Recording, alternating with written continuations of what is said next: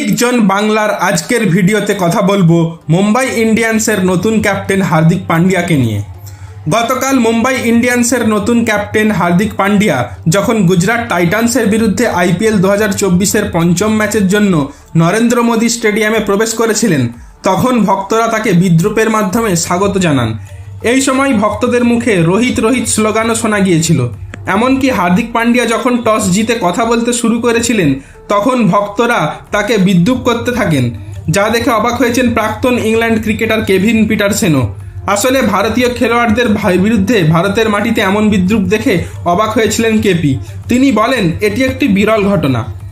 আপনাদের জানিয়ে রাখি যে মুম্বাই ইন্ডিয়ান্স আইপিএল 2024-এ রোহিত শর্মার কাছ থেকে অধিনায়কত্বের দায়িত্ব ছিনিয়ে নিয়ে হার্দিক পান্ডিয়ার হাতে তুলে দিয়েছে।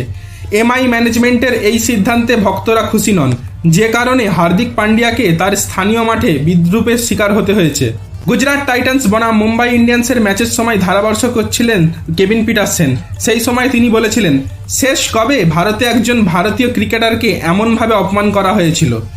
আমি কখনোই কোনো ভারতীয় খেলোয়াড়কে এমনভাবে অপমানিত হতে দেখিনি। যেভাবে আহমেদাবাদে ভক্তরা হার্দিক পান্ডিয়াকে বিদ্রূপ করলেন, সেটি একটি বিরল ঘটনা।